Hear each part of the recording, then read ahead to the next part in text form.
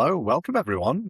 Thanks very much for joining. We're just going to bear with us a second. We're just getting a few more people that are coming online. So thanks very much for being here. Just bear with us and we will get going in just a minute. In the meantime, if you're here and you wanted to explore the chat and just make sure that's working for us, we're going to be using that during the webinar. So if you wanted to pop into the chat where you're joining us from in the world, then feel free to just be popping that in while we're waiting for everyone to join.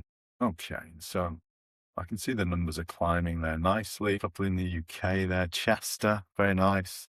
May in Switzerland, thanks for joining, May. Very nice. Andy Gapper was L10 with me. He's in our team, so great to see you there, Andy. Thank you. We've got Alison in Cincinnati, lovely. And we've got Emily in Los Angeles. Yeah, very nice. Very nice. So thanks all for adding those in. Mr. Batch, yeah, lovely to see. But let's do some introductions, shall we? So, Matt, can I come to you first for a very brief introduction? We met out at L10 a couple of weeks ago. Maybe you can give us a quick introduction of who you are, what your role is, and maybe just very top line your sort of L10 experience to date over the years. Sure. Yeah, thanks, Rick. So hello, everybody. Matt Berry. I'm with Astellas Pharma. I'm a chapter lead over U.S. field product training. So all of the product trainers for our field sales organization, U.S. specific, sit with me. I've been with the company for quite some time and an L10 member for just as long as well. Thoroughly enjoy the conference. I think it's one of the best ones that we have for life science trainers and educators specifically. I mean, it's the only one that's out there, but it's definitely a great place for learning and networking and connecting with a lot of like-minded individuals to talk about our business challenges. Very nice. Thanks, Matt. Excellent. And Tim, so let me come to you and ask you the same, really. So a bit of your vast experience in the L&D world, and yeah, tell us who you are. That'd be great. Thanks, Tim. You flatter me unfairly, Rick, but thank you.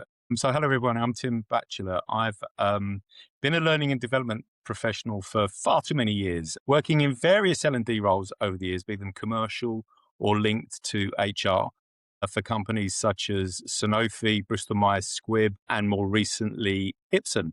I'm now I don't know whether I'm retired or whether I'm taking a little bit of a break. I don't know.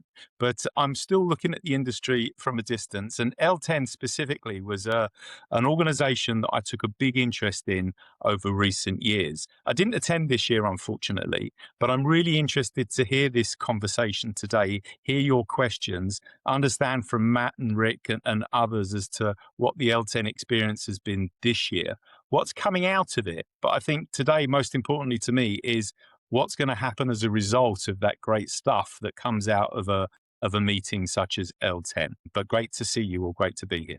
Very nice. Thanks, Tim. Yeah, and you'll have noticed that as advertised, Aaron Clark is meant to be with us, and he was actually just joining us. He was in and out. He was having technical issues, and so he's just not able to join us. But he might pop up any minute. So let's see what happens there. But we'll get Aaron to introduce himself as and when he pops up. But I propose that we crack on. And as you probably know, because you clicked on kindly to register and join us today, you probably know that we're going to talk about what went on at L10 this year. And our thinking was it's a vast, big conference. Not everybody gets to go to it. And those that do don't get to all the sessions, all the workshops. And we felt that playing some of that back and having a bit of a group discussion to sort of debrief on what the hot topics were would be a really valuable thing to do. And so we've actually done some prep and we've picked 3 main talking areas. But if there's other areas you want to explore or you want to ask questions of the panel, then feel free in the chat to be chipping in. And even as we get into it, if you feel confident enough to come off mic and chip in, then feel free. So with that, I'm going to move us into our first talking point, really. And we thought, just from a chronological point of view, it makes sense to start way back at the beginning of the conference, which was the opening plenary. And that opening plenary, we had a speech from Dr. Keith Keating, and he talked about challenging like the fundamental assumptions about competitive advantage, that for decades it was all about power. Power is knowledge, but actually the world's changing, and no longer it's no longer what you know. It's more about what you do with that knowledge. And the differentiators now are going to be about output, about outcomes, impact and and value creation, right? So in the L&D world in pharma, it's a significant change, right? And so success no longer measured by knowledge, it's more about what we do with it. And so in the age of AI and unlimited access to information, how organizations are going to win, not by knowing more, but more turning that knowledge into action and then into, I guess, measurable business value, right? So Matt, I'm going to come to you first and look for your reflections on that. And in particular, what impact the end of the knowledge economy has on your L&D offering and your role, really. So your reflections on the opening plenary, please, Matt. Yeah, I think it was spot on. I mean, Keating has talked for years about getting L&D higher up in the food chain rather than just being seen as a cost center, but really a true strategic stakeholder and value partner to an organization. And that was the crux of his comments and talking points, right? Is how to go ahead and turn what we do into value, that long-term value that an organization seeks. And it's hard. I think we talk measurement every time you go to one of these congresses and you're trying to figure out, well, how do I get to that level 3, 4, 5 Kirkpatrick? And I think what really resonated with me from his talk is it's beyond just those types of metrics specifically. It's really more kind of what else can you bring as a strategic stakeholder, rather than just being an order taker. And we talk about that all the time is how do we move up and stop being there? And a lot of it is really just listening and understanding, but then also kind of pulling through and kind of carrying that learning beyond. I think we talked a lot about leadership and leadership involvement and how the leaders as coaches can help pull through learning too. And I know we'll talk about coaching in a little bit. But collectively, I think he was really strong, which is kind of helping us rethink. It's not just are we delivering good training experiences? It's are we bringing value to an organization? Yeah, very nice. Yeah, and that's what we're about, right? Is the impact that we can have in these roles. So Tim, maybe you can speak to that and how you think about delivering impact in these roles through the projects and the stuff that we deliver. So your thoughts, Tim? Yeah, but I mean, Matt, that first comment about getting L&D higher up the food chain, that's been something I've been talking about for years and years and years. Yeah. And it's a reality, I guess, and I've lived it so many times, and many people listening today will have probably experienced the same. And that is when there's pressure on an organization, L&D is something that always gets put under pressure from a cost center point of view. And the budget gets squeezed. And I think that's a crying shame because, and going back to your point, Matt, about the measurement of knowledge and skill, that's been the kind of the utopia that we've looked for after so many years. But it's not about that anymore. It's more about what's the contribution. It's no longer about training events, so sending someone a training course. It's about what they can learn and what they can do better in the flow of work. It's about consuming your learning when you need it. And one of the things that I've been looking at recently as a result of coming onto this webinar, but also of L10 as well, is the amount, when we look at technology, right, the amount of learning that's being consumed from a traditional LMS is at its almost lowest point. There's less learning being consumed from an LMS than ever before. And one of the biggest things for me, and I don't know whether this came out of L10, you know, we've probably all been there. Every year you get your bribery and corruption training that gets delivered via an LMS, and you dutifully go through it, you get signed off, and then about 5 minutes later, you've pretty much forgotten everything. But you've ticked a box. You are compliant. So should your company get audited, they go through and they say, Matt Barry, you have done your compliance training, you're done, you're good for another year. Sadly, that's no longer good enough. And I think the key is this whole piece about creating value by allowing learners to consume their learning in the flow of work. And the technology that's available to us now absolutely can make that real. And the final point I'll make, and this is probably going to sound strange in some way, but I was just watching Prime Video. Many other channels are available, of course, but I was watching Prime Video the other day. And as the commercials came up, the product on that commercial was available via a link, a quick link that I could click on and I could buy that product. Why can't we do that with learning? Why can't we do that with learning? So when you're in doing something, your learning pops up that you can click on and consume. That's got to be the world that we've got to head towards, I think. I love it, Tim. Love it. I love that sort of ease for the end user, right? It's making it in the flow of work, finding them where they are, rather than having to go off to some old LMS. And yeah, really nice. I'll just check whether, Matt, there was any response from your side before I'm going to move us to an audience poll in a second. But any Yeah. I mean, questions? from a vendor standpoint, no shortage of vendors with mobile applications working to do just that, and I think that's something that we've strived for all the time. It's less so much that you need to do the formal learning, but when you have a question in the middle of it, how do you immediately and accurately get the information you're looking for? And I mean, nowadays, everyone's got an AI bot that can do it, or we're looking at AI bots that may or may not be plugged into all the information that we have available to us at our organizations. But vendor partners, without a doubt, are always trying to give us that just-in-time learning aspect, and that'll continue throughout. I don't think that or reinforcement are going away anytime soon. Thanks, Matt. Absolutely. Okay, so let's see what the audience thinks. So we've got a poll that talks about if the knowledge economy is over, then what will your field teams need most in the coming year?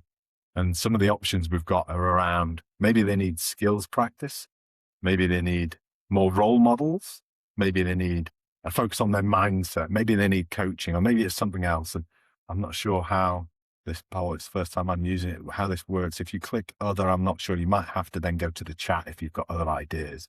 But yeah, it'd be interesting to see what people are thinking here. We'll just give that a minute. And then if there's any other questions on the opening plenary, then we can take those. But otherwise, we're going to move into another key theme that came from L10. But we'll come to that in a minute, and we're going to explore a little bit about coaching shortly. So we can see here that coaching is coming up high on this, right? So I presume you can all see that. I can see it 36% people are getting to. And the poll's not being fixed, has it, Rick, to queue up the next subject? It's No, it wasn't, but that has worked quite enough. Yeah, I was quite pleased with that. Almost like it was planned, but it wasn't. It's just a bit of luck. But that's all good. So yeah, 36% looking at coaching. So let's talk about coaching, right? So it was one of the things that was a definite theme across the conference this year, and what people are doing to sort of move beyond coaching as a skill and a program, and instead treating it as a way to sort of really drive cultural change. So across coaching and learning culture workshops, there was lots of workshops, and also across the exhibitor hall, there was lots of talk around how you drive sustainable performance improvement through coaching. And then I guess the other bit that comes into this is a shift from delivering training to create. So rather than just delivering training, if you were just saying it, Tim, rather than just delivering training, it's trying to create a learning culture. And then, so how high performance organizations are building environments where feedback and reflection, experimentation, continuous learning is part of the day to day. And I went to a workshop that was, I think it was run by the company Unbox, but it was a project that Pfizer had done. And it was a really compelling example of where they'd gone right from VP level in the organization all the way through to the first line managers, really creating momentum, organizational buy-in, looking at a genuine coaching culture rather than a new tool that they were rolling out. So they were talking about the different tools, whether that was field visit, coaching visit report forms, whether that was internal coaches versus external coaches. But the focus was all about the sort of behavioral and cultural change first, which I really liked. And so I guess the question really is, and Matt, I'll come to you again first, if that's all right. So what stood out for you really from the conference around coaching, around first line managers, and how we drive that coaching culture? Sure. I think the one big takeaway that I took was their role in expanding and implementing behavior change. You had a really good opportunity to sit in on a panel conversation where there was a group that was talking about what they do with their managers at a training event. It's not just making them a table facilitator or giving them awareness of what the workshop is going to be, but it's actually certifying them and making sure that they too can verbalize the information as best as we need the representatives to do, because they're the ones that then take that training out into the field and coach their people to it. So they have to know it inside and out to be able to become a better steward of the learning. And that's something that I thought was kind of interesting. I know that we involve our managers. I know that we do a lot to make sure that they're comfortable, but you're truly making them a partner in the component of learning is something I think that's pretty big. And I was just having a conversation with a colleague this morning about a learning organization and how oftentimes that's just applied to the L&D department. Oh, learning, you mean product knowledge or skill capability set. And that the definition is changing, and it was apparent. So this is organizations that are fluid and malleable. They can adapt quickly. They can be agile, both in model, but also in nature, to be able to handle anything that comes their way. So that was definitely clear. And then from a vendor standpoint, Rick, you talked about the different vendors. It is providing those tools so that the information can be captured, delivered, deployed. Tim, to your point, assigning learning for representatives if need be as well. But it's definitely something where I think collectively we're all looking at how do we do better to support our managers and support those coaches so that they can in turn, impart knowledge and awareness out there. Very nice. Yeah, thanks, Matt. And Tim, I think you've some experience of developing first-line manager programs, right? Yeah, thanks for the cue, Rick. Appreciate that. Yeah, I think what and totally aligned with what Matt has just been talking about. And I think one of the things that I found really interesting coming out of L10, monitoring the prize winners and the competition element of L10, was that one of the winners was an organization that had put a program in place for developing first line managers. And I found that really reassuring that work and developing the coaching ability of first line managers as well. And I found it really, really reassuring that type of work is still being recognized amongst all of this noise about how we use technology, AI specifically, to augment that capability. And I think, yeah, that was a real kind of moment for me. That was like, wow, there is, we're not going to replace, we're going to augment. And I think that's important. And behavior change, Matt, that you just mentioned as well. How do you amplify and accelerate that behavior change? You have to do it through connection. And that connection and competence, if you like, is through your first line managers, through the people that are coaching customer facing teams to be better at what they do. And that be better is always skill related. And I think that skill relation or the relation of skill to behavior is so tight. And I think you look at your managers, they're there to amplify that. And if there's technology available to help that, because reflecting on my time as a first line sales manager 3 million years ago when I did that particular role, you have to be really acute with your listening skills when you're working with a sales rep, not just in front of a customer, but also when you're talking to them throughout the course of the day to pick up those cues. You're not going to pick up everything. You're not going to pick up everything that happens between a sales rep and a customer. So if there's technology that helps to do that, you can then really zoom in and target in on those skills and behaviors that come through in a more visible way through the use of technology. And then you start to see the manager or the coach work hand in hand with technology to help drive those capabilities and drive that contribution that I mentioned earlier on. It's about contribution. The knowledge and skill game is I think is important, but it's very much diminishing, as we've already said. But yeah, I hope that I'm long buried before coaches become obsolete. And I don't think they ever will. I think coaches and first line managers as coaches, leaders as coaches are here for a long time. Because if you can get that culture right, the amplification of contribution and capability can be significant, I think. Yeah, and you're teeing us up nicely to the third part, which is where we're going to get to talk about technology's impact. But before we get there, Matt, I'll check any response to that from you. Yeah, no, I think Tim was spot on, and it is the enablement aspect is really where technology, I think, is gonna provide a springboard here. The days of just documenting coaching insights and visits on a piece of paper and then sending it off in triplicate to the 3 different places are, sadly still with us in some way, shape, or form, whether your coaching I've tools still are got those housed. forms. I I've was still going to got say those that forms they're somewhere. around. They're definitely around. But it is something where, and that's kind of the beauty of the launch of an iPhone and then ultimately tablet devices, is the ability to be connected consistently with information and access to tools that can go ahead and make your job easier, right? And that's both from a manager and a representative side. There has to be a continuum of coaching. It can't just be a point in time. And that's something I've talked about for a long time. It's that connected coaching component that connects both rep and manager, but then also to the L&D department, so that we get a greater insight into, hey, what are the things that are happening out there? And it is trying to get all that data in the right spot so you can analyze it. I think disparate data and AI go hand in hand, right? There's the opportunity to pull some of that stuff together, but it is definitely going to be the enablement of coaches. And I agree, Tim. I don't see coaching going away. I only see it becoming more important as time goes on. Yeah, agree. If I may, Rick, just quickly dive in on one of the most important points I think that you've just said there, Matt, about that connection with the people that are the professionals, the experts in L&D that are there to support those commercial teams.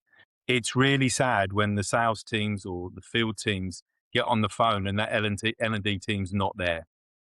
Yeah. They've been reduced in number, or they're off delivering an event, or the team has just been completely removed because of cuts to budget. Cuts to budgets are things that happen, but we've got to flip that dynamic and say, and I remember, I think it was a big American company beginning with P.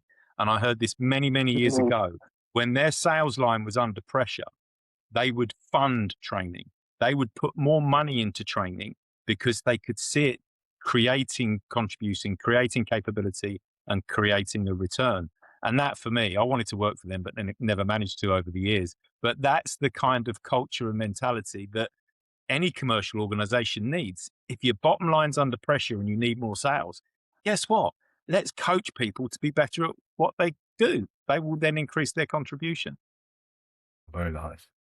Cool. Thank you for that. And so I had one more question, and whilst we answer this one around coaching, and maybe we'll put the second poll up, right? So the second poll is talking about this first line manager group and their coaching being critical to the field team's performance. So where would you focus your attention if you wanted to drive that improvement? So whilst we're answering that, maybe Matt, I can come to you and just ask a supplementary question around coaching. And it's this question about whether it's better to have a coach that is internal. It's the first line manager doing the coaching, the pros and cons of that versus an external coach that's coming into the organization to help coach, and what you see in your experience of those two options, I guess. Yeah, I think they both have their validity. The internal coaching isn't going to go away. That is inherent to a sales organization. You're always going to have your managers, your reps, and there's going to be that coach-coachee relationship. Bringing in a third-party external vendor, though, takes away some of that inherent bias that we've got. And those partnership groups that come in and can ride with a subset of your organization and give you insights that you may not have noticed due to inherent bias, I think is something that can definitely shape an organization and identify those areas that you become immune to. With organizations that are doing well and selling well, things feel like they're going great, but there's always room for improvement, right? And a lot of times, if it's not you taking that critical eye to yourselves and trying to figure these things out, then that's exactly where an external coach comes and sits in. And I think that brings up an interesting question. There was a workshop that when I attended with you guys about an AI coach, and could that be something that could happen to it? And, but there's lots of different paths we can go down with that. But I do see merit in both models. Yeah, very nice. Thanks, Matt. Tim, your experience of internal versus external coaches? I think my main experience is with internal coaches, if that makes sense, but coaches that work for the company that are not connected you to within your regional team or within your sales team. So they would be there to help and support you and to spot things that you miss. And I think Matt's point around bias is so important, and things like confirmation bias. Because I remember back in the day when I was out there coaching sales reps, even coaching reps on training courses when they're in a big room and you've got to choose them. But I go back specifically to days of doing field visit with reps. Some of the sales reps that I would work with, I would like drive at 100 miles an hour. Well, I wouldn't break the speed limit, but I'd drive really fast to get to where they are, get to meet them, get to have the coffee before you go up and work, because you knew you would have a good day. There was a connection there. You like them, And equally, the opposite is true, in that I'd drive a little bit slower towards those field visits where I didn't have that connection. Maybe I didn't like that person so much and my bias was in the opposite direction. And immediately you're starting the day with the wrong mindset as a coach or a sales manager. And I think that whether it's an internal coach or an external coach, I think they're vital because they can see things as a manager, you're not going to see, or your perspective is slightly jaded by experiences that you have outside of the customer interface when working in a sales team. So I think, and if there's technology there that can do that, then fair play. I think it should be used as well. But the use of, and also when you come to those training courses or events, which we've talked about already, where you're training a team on a new product or whatever, it's a conference, it's a meeting, and they all have to go through their accreditation for their role play. That's a real drag on their time and also their psychology, because it's a high stressed environment. By using different ways of doing that, you can remove the stress. And we know people who have less stress perform better. So I think this kind of approach, the industry and many industries don't do enough of it, and we should do more of it for sure, because it does work as an amplifier to help get that contribution capability and performance improved. Hope that makes sense. It does. Yeah, very nice. Thanks, Tim. Yeah, as you were talking there about that mood, I mean, I remember going and doing field visits and that mood on the way there, right? And it's a very human thing. It's a very human connection. And I'm going to use that as a connection now to take us into the third part of this webinar. And it will be no surprise to anybody that AI was a major theme at L10 this year. And it was really the rapid evolution from AI as like a productivity tool that we're all looking and thinking about, to this year, it was like a proper, how do we implement it? So across loads of different workshops and in the exhibition hall as well, AI was absolutely everywhere this year. And the conversation's definitely shifted away from the technology itself to what it actually is going to do to drive business outcomes. So looking at the way organizations are using AI to get better insights into the customer interactions or their people and their coaching, identifying behaviors that drive performance and personal development, and how they can really support more targeted coaching interventions. So there's a consistent question throughout the sessions about how to best implement AI and this balance between what it means for human expertise. Are we all going to be out of a job? Like, how's it going to be? And so some of the best examples really are where they were integrating AI insights into existing coaching, learning, leadership processes. And so the managers really can focus on the moments that matter. So what really stood out was organizations that are moving beyond pilots and experimentation, and they're really starting to scale these projects. And we saw lots of data coming out about how that's going to go, both on sales teams, medical teams, all sort of across different field teams, really trying to drive this measurable improvement in performance, that impact that we started this webinar talking about. And really, ultimately, it's got to drive better customer experience of working with the pharma company. That's what we're looking for. So, Matt, I know we chatted about this quite a bit when we were out there, but your reflections on how AI is going to change L&D in pharma would be great. Yeah, years ago, I was at a digital marketing conference when I was in my marketing era. And there was a comment that was made from a main stage on, we as marketers need to stop talking about digital as if it's something that is still kind of coming out and being. Digital just is. And I think that this was the year that AI and learning and development, became one of those things where it just is. If you need a tool for it, it's got AI in it.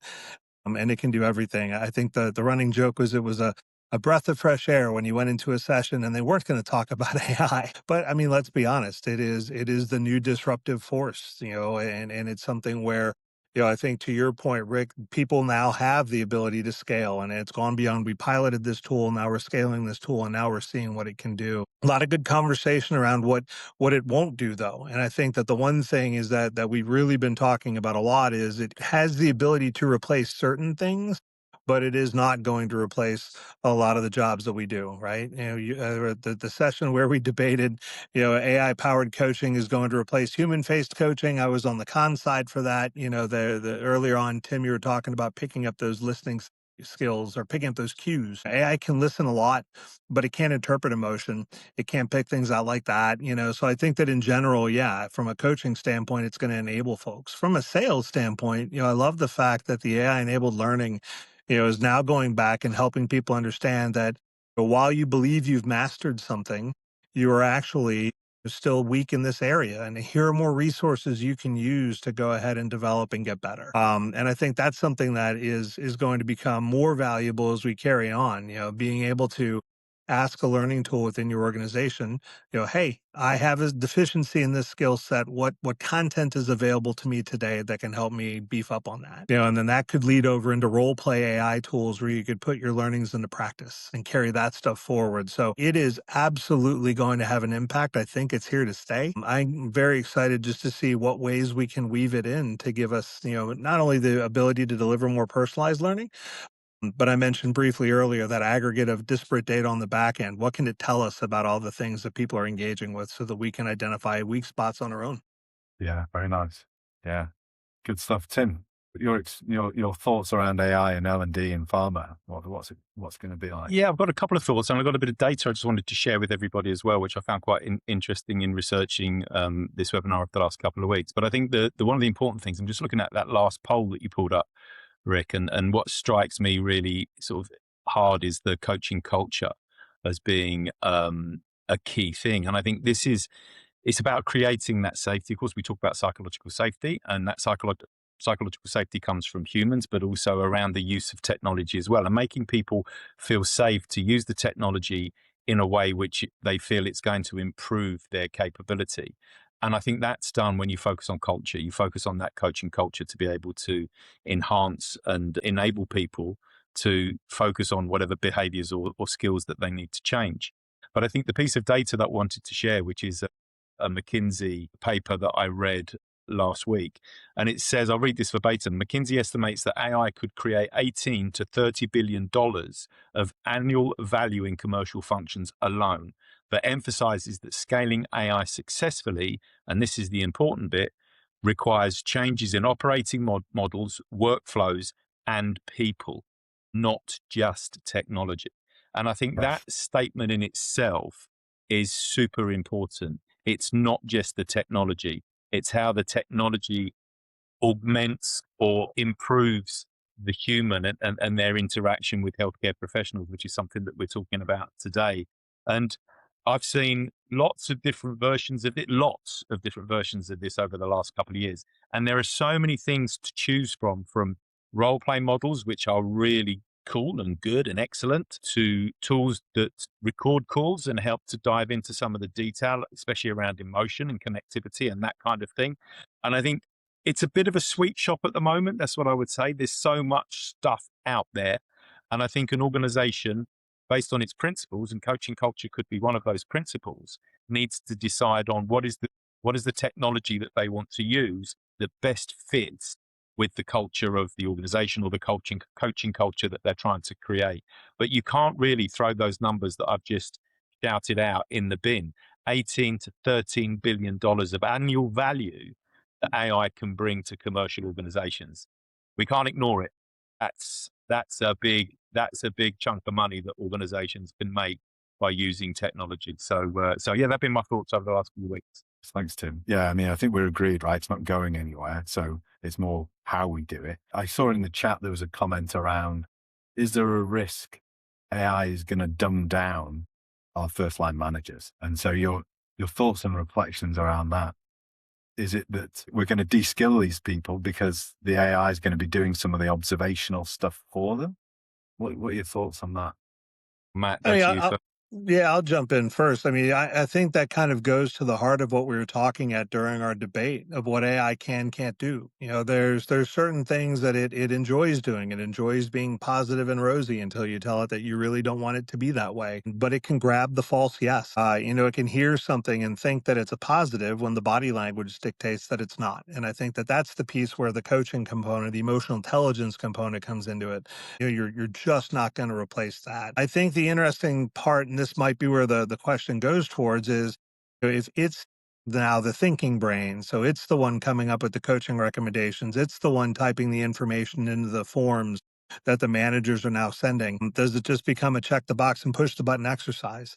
And I think that really ties into the enablement component, but the change component that goes along with these tools.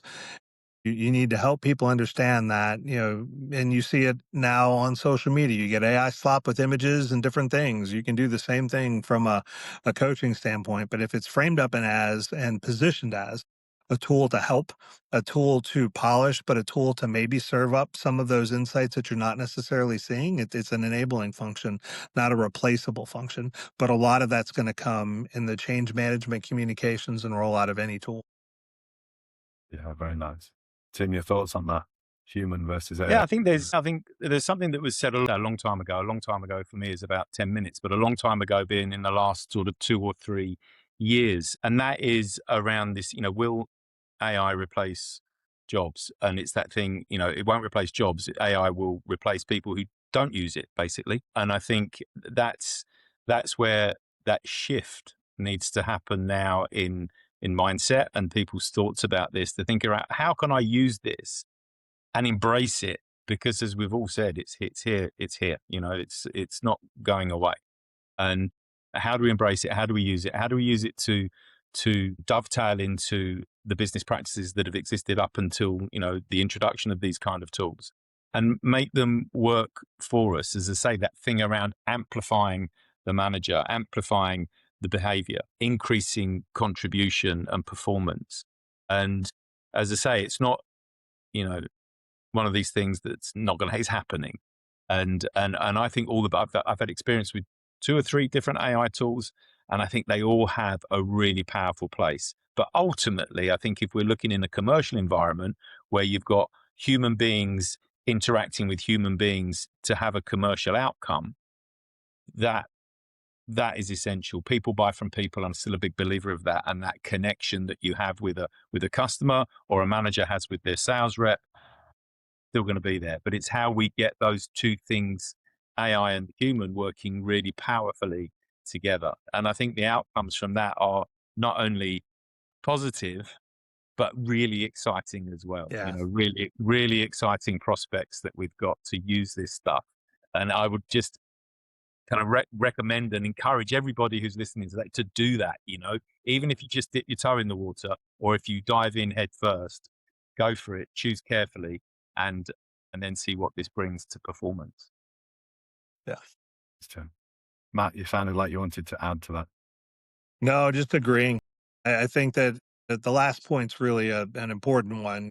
Dip your toe in, get involved. We're to a point now where you just can't. You can't sit passively by and not do this, or cross your arms and hold your breath and wait for it to go away. It's just not going to happen. And I think that the faster you can kind of get comfortable with things, the more I think opportunities open up.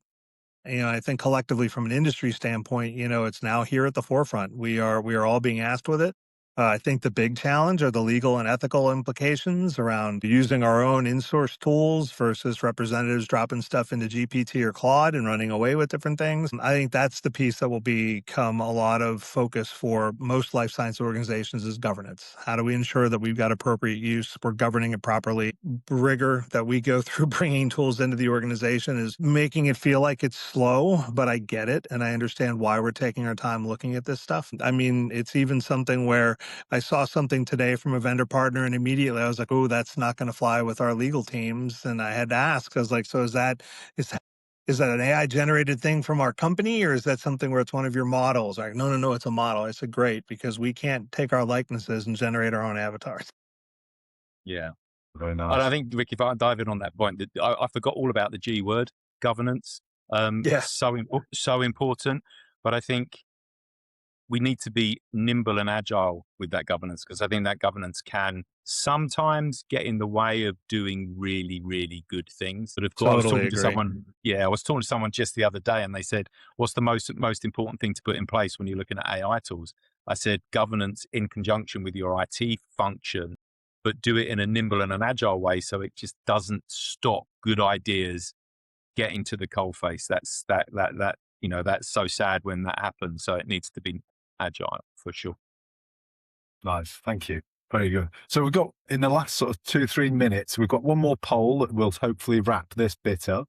So I'll launch that now. And that's, with all the focus on AI, what do you feel is the best place to start, right? So if it is going to drive field team performance, where should we start, right? And this could be different for different people. And then I guess as we answer this, what I'd like to do is also offer that opportunity for people to pop questions in the chat or comments in the chat. as we close out. So let's have a look at the poll and see how that's doing. Yeah, interesting. So it seems that people are voting more towards the manager-coach conversational analysis. The lowest is the avatar role play. I know, Tim, you've worked with that extensively. There was lots of that at L10, lots of different examples of avatar. It's a great commercial space to be in, I think, right now, but I think it's potentially coming a bit flooded because everyone's diving into that. For me, I ticked other on that question. The reason I ticked other, I think, is all of the above in not in equal measure, but in relative measure to the business that you're driving. But I think all of the three things you mentioned in that poll, for me, it's all of the above. Yeah, it's interesting that there's a lot of people talking avatar role play at the moment. Matt, anything that's not on the list that you think maybe should be? Anywhere else we could look to drive field performance using AI? No, I think your question about where do you start is a thought-provoking one. I think where you start is where you feel that there's the most need. I also think there's a caution out there not to do AI for AI's sake, right? Everybody raced to develop mobile apps when the iPhone first came out. You look around now at the custom number of mobile apps that life sciences have, and it's few and far between, right? But everybody needed to have one. I think that's the same sort of a thing here. Everybody wants to have an AI initiative. And due in part to our leaders are looking for it and our leaders are asking for it. So, my caution is to not rush blindly into it and just do it for the sake of doing something. I think it is talking to people, but there's a lot of change management that goes along with it, even from an avatar space. You have to help people understand that these are training tools. They're not evaluation tools. You're not going to be graded on your performance and then it's going to adversely affect your performance rating at the end of a year. It's truly something that we're giving you to go ahead and sharpen that skill set. And that's the avatar tool. That's the in-call listening tool. That's the one that allows you to ask it questions while you're getting coached. I think collectively there's opportunity, but it needs to be something where you're helping people understand the value and the why that this tool is being brought. Yeah, that's very nice. What came out through that answer there, Matt, was very much I guess it's your approach to it in the first place, which is that it's where we started the conversation. It's about adding value to the individuals we're working with so that they can have an impact. And it's got to feel that way. It can't, if it doesn't feel like it's adding value to people, then we're missing it somehow. So I really like that. It came through in your answer very nicely. I don't see any other additional questions in the chat, so I'll just check there's nothing else there. How do you make sure coaching actually changes behavior alive? Tim? How do you? I think it's an absolutely, whoever asked that question, is an absolutely brilliant question. And I think it all starts with the person that you are training to be a coach, and being a coach is a skill, right? And it's a skill that can be learned. And we talked about it at the very beginning. Coaching is largely about asking the right questions and then listening to the answers. It's not a complex formula. And I think I remember working with sales managers who used to say to me, when I'm in front of a customer with one of my sales reps and they're not doing a good job, I take over. And it's like, you're not really a coach. Yes. And, they thought that was great coaching. No, you're not. You're actually demonstrating your own skills, which has probably really annoyed the person that you're trying to coach. So I think it's about skill, and it's about just saying to the coaches to slow down and listen and, react to the environment that you're in. But I absolutely brilliant question. It's about how you get the best coaches. And you can draw from sport. I draw a lot from sport, and I look at sports coaches and how they do things. And I'll leave this quote. I won't say the actual word that this sports coach said, but he basically said, my job is to get out of their expletive way. Get out of their way. Don't stop them doing what they want to do. Just nudge them in the right direction. And it's an incredible skill, and I've probably simplified it in 2 minutes, but it's an incredible skill to have. And that's where you start developing that skill and developing those people that are open to that skill. Yeah, very nice. Yeah, thank you. I think adding in the monitoring over time component too, right? A coaching initiative or a coaching opportunity isn't a one and done sort of a thing. It can be. There can be times when you coach on something, but then that's kind of it. I think that's where these tools come into play. They provide the continuity over time. So you can go back and say, all right, the last time we were together, these are my objectives for this person. Have they gone ahead and implemented them? You'll see them. and you'll understand even if it's something as simple as you really want you to use the electronic detail aid as compared to the paper detail aid, because some of the questions you're getting from your customers, there's the ability to bring that to life through animation. Okay, that's great. The next time you ride with that individual, if they're still going to paper, they're not listening. And there's the ability to go ahead and shift something. I think, though, the question was more on the behavior change aspect of it, not the tool utilization. And I think that's where you'll just start to see over time the comfort level happen and the success happen, right? Success breeds success. If you help people understand that little tweaks can be made, you give them the tools to polish in between and opportunities to continue to go and practice and grow, then the next time you get with them, you'll have to see some demonstrated growth. And if you don't, then you can inquire as to why. Ask good questions and listen. Is it a comfort level? Is it a confidence level? Is it a competence level?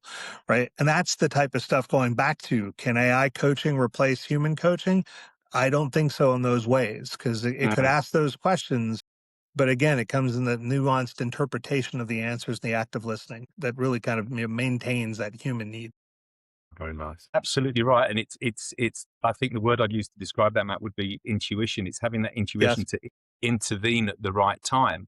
And some of the best coaches that I've seen will just use words like have a think about and just drop something in just to seed an idea in someone's mind, and along with the good questioning skills that they need, of course. But it's intuition. It's about choosing the right intervention at the right time. And I must just say this story very, very quick. One of the best coaches I ever worked with back in the days when I was a sales rep, I came out of a sales call and I absolutely messed it right up completely. It was terrible. It was a disaster, absolute car crash, this particular call. And he just looked at me and went, that was really bad, wasn't it? I went, yep. And he went, next one.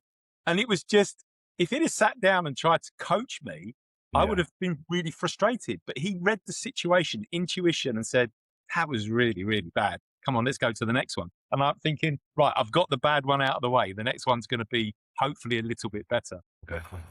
But yeah, I think it's intuition that makes that right. Yeah, it's the Ted Lasso memory of a goldfish moment. Yes, exactly. I love a bit of Ted Lasso, definitely. Excellent. Well, listen, I think we'll call it there. So we've been going 50 minutes and I didn't want to go beyond that. So I think we call it there. I want to acknowledge the last question that Jason's placed in there where he's talking about inflow AI and knowledge surfacing. And I think it's one that we'd probably come back to on a workshop or webinar, because there's a lot more around that AI space around customer insight generation as well that we could look at, and there's a whole nother side to that. So all it does is lead me to say a big thank you to both Matt and Tim for joining us. It's been really good to hear your insights in this ever evolving area. The world's changing rapidly, and I think it's helpful for us to have a space to discuss this stuff together. So thank you so much. Thank you to everybody for joining. We'll see you all very soon. Thanks very much. Thanks, everyone. Thanks all. Cheers.